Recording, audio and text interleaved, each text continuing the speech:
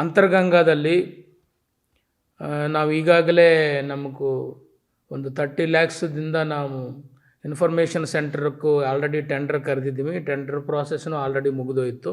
ಈಗ ಕೆಲವೇ ದಿನಗಳಲ್ಲಿ ನಾವು ಇನ್ಫಾರ್ಮೇಷನ್ ಸೆಂಟರ್, ಒಂದು ಮಾಡರ್ನ್ ಇನ್ಫಾರ್ಮೇಷನ್ ಸೆಂಟರ್ ನಮ್ಮದು ಅಂತರ್ಗಂಗಾದಲ್ಲಿ ಮಾಡಿ, ಅಲ್ಲಿ ಬರೆದು ಪ್ರವಾಸಿಗರಿಗೆ ಅರಣ್ಯ ಮತ್ತು ವನ್ಯಜೀವಿಗಳು ಇವೆಲ್ಲದ ಬಗ್ಗೆ ಅರಿವು ಮಾಡಿಸೋದು.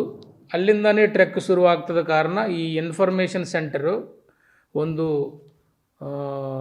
ಟ್ರೆಕ್ ಮಾಡಿದವ್ರಿಗೂ ಒಂದು ಟಾಯ್ಲೆಟ್ಸ್ ಯೂಸ್ ಮಾಡ್ಕೊಂಡಕ್ಕಾಗಲಿ, ಮತ್ತು ಅವರೆಲ್ಲ ಬೇರೆ ಬೇರೆ ವಾಟರ್ ಫೆಸಿಲಿಟೀಸು ಇವೆಲ್ಲದಕ್ಕೂ ಲೇಡೀಸ್ಗೂ ಇದೆಲ್ಲ ತೊಂದರೆಗಳಿದೆ. ಈಗ ಅದೆಲ್ಲದಕ್ಕೂ ನಾವು ಒಂದು ಫೆಸಿಲಿಟಿ ಇರಬೇಕು ಅಂತ ನಾವು ಅಲ್ಲಿ ಇನ್ಫಾರ್ಮೇಷನ್ ಸೆಂಟ್ರನ್ನ ನಾವು ರೆಡಿ ಮಾಡ್ತಾಯಿದ್ವಿ.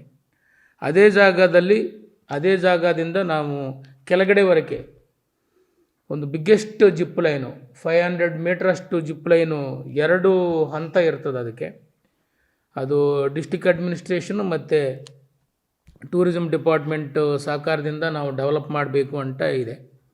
ಸೊ ಅದು ಜಿಪ್ ಲೈನ್ ಒಂದು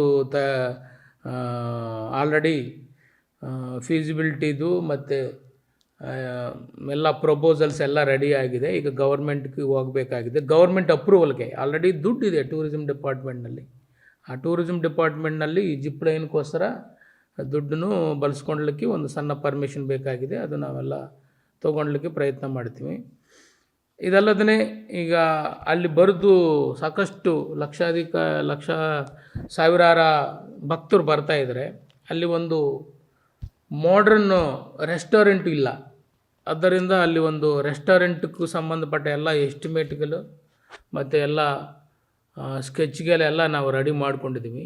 ಅಲ್ಲಿನೂ ಒಂದು ಒಳ್ಳೆಯ ಮಾಡ್ರನ್ ರೆಸ್ಟೋರೆಂಟ್ ಮಾಡಿ ಪ್ರವಾಸಿಗರಿಗೆ ಒಂದು ಕ್ವಾಲಿಟಿ ಫುಡ್ಡು ಸಿಗಲಿ ಅಂತ, ಮತ್ತು ಟ್ರೆಕ್ ಮಾಡಿದವ್ರಿಗೂ ಹೋಗಿ ಬರೋದಷ್ಟಕ್ಕೆ ಯಾವುದೇ ರೀತಿಯಲ್ಲಿ ಒಂದು ಉಪಹಾರ ವ್ಯವಸ್ಥೆ ಇಲ್ಲ. ಆದ್ದರಿಂದ ಅಲ್ಲಿ ಒಂದು ನಾವು ರೆಸ್ಟೋರೆಂಟೂ ಡಿಸ್ಟ್ರಿಕ್ಟ್ ಅಡ್ಮಿನಿಸ್ಟ್ರೇಷನು ಮತ್ತು ನಮ್ಮ ಅರಣ್ಯ ಇಲಾಖೆ ಇದರಲ್ಲಿ ದುಡ್ಡದಿಂದ ನಾವು ಮಾಡಲಿಕ್ಕೆ ಕ್ರಮ ಕೈಗೊಳ್ತೀವಿ. ಇದಕ್ಕೆ ಅಂತರ್ಗಂಗಾದಲ್ಲಿ ಇನ್ಫಾರ್ಮೇಷನ್ ಸೆಂಟರು 1 ತಿಂಗಳಿನಲ್ಲಿ ಮುಗಿಸ್ತೀವಿ. ಅಂತರ್ಗಂಗಾನಲ್ಲಿ ಜಿಪ್ ಲೈನು ಮತ್ತು 1-2 ತಿಂಗಳಿನಲ್ಲಿ ನಾವು ಮುಗಿಸಲಿಕ್ಕೆ ನಾವು ಟ್ರೈ ಮಾಡ್ತೀವಿ.